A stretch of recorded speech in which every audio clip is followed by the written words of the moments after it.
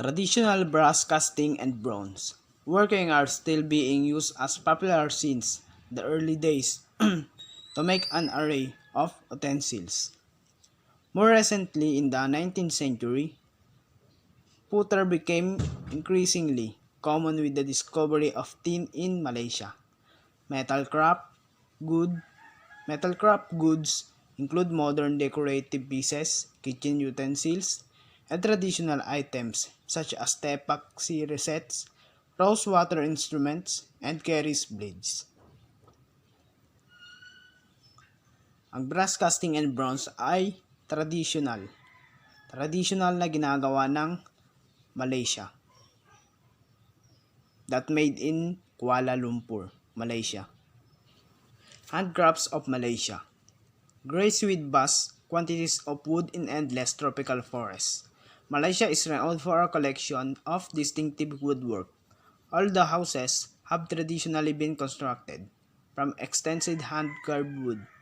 Nowadays, antique Malay-styled etched frames, Keris dagger, handles, Chinese pots, exclusive orang asli spirit sculptures, decorative walking sticks, kitchen utensils, and carved scented woods are among Malaysia's wide range of exotic decorative pieces.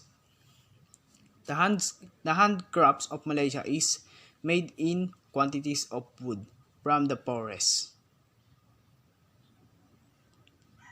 and traditionally been constructed from extensive hand-carved wood. National Monument.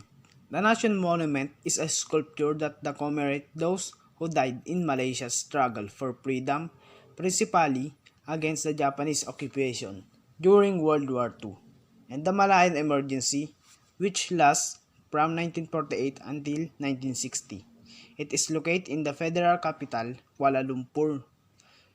The Malaysian houses are parliament is situated near the monument. National Monument ng Malaysia. Pinapakita nito kung sino ang mga namatay sa Malaysia's struggle for freedom, principally against the Japanese occupation. Oshiko Daibatsu. Oshiko Daibatsu is a bronze Buddha statue that is located in Ushiko City, Ibaraki Prefecture. It is known as the tallest bronze Buddha statue in the world, with the height of 120 meters, which is officially on the list of Guinness World Records. The construction was completed in 1992, which indicates that the statue is relatively new compared to other historical ones. And the four postures of the Buddha are reclining, sitting, standing, and walking. The most common of these is the seated Buddha. The sitting Buddha is often teaching or meditating. True more can be learned from the mudras or hand positions. Nara Daibatsu. Nara Daibatsu is one of the most famous Buddha statues in Japan. It is kept at Todaiji, the historical temple located in Nara Prefecture. It was established by the Emperor Shomu in the early 8th century and designated as UNESCO World Heritage Site as the part of historic monuments in ancient Nara. Nara Daibatsu is a symbolic statue that attracts a number of visitors as a national treasure, which was built almost 1,300 years ago. The Nara Daibatsu is one of the most famous Buddha statues in Japan. Shrine and Temple of Nikko.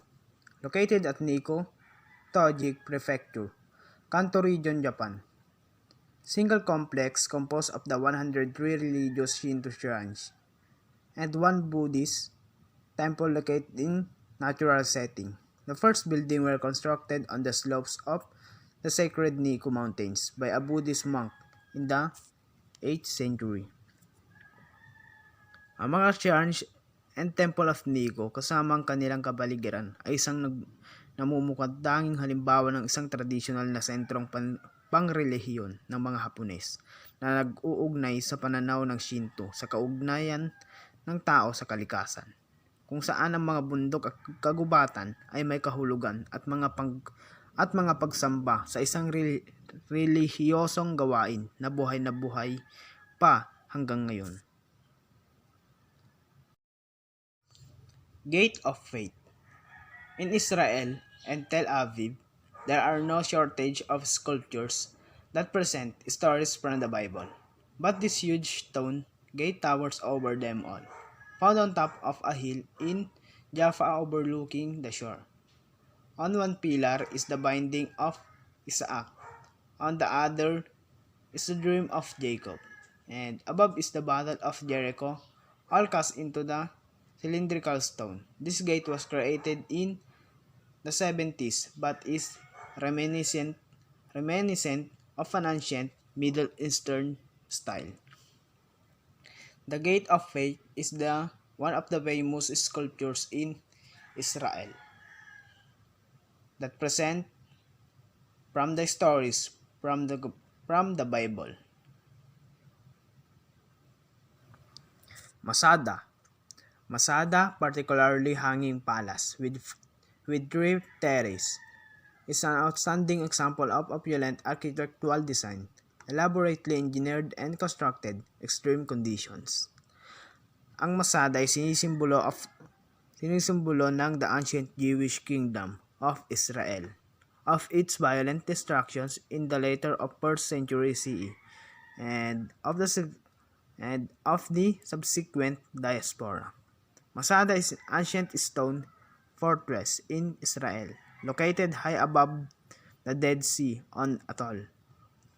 Rocky Mesa, now an Israeli national park and a UNESCO World Heritage Site. Shorashim Menorah by Yaakov Agam. Israeli sculptor Yaakov Agam is particularly well known for his colorful works, such as the controversial fountain that once stood in Dizengoff Square. But there are also more modest steel sculptures in his repertoire. His interpretation of the menorah is a prime example.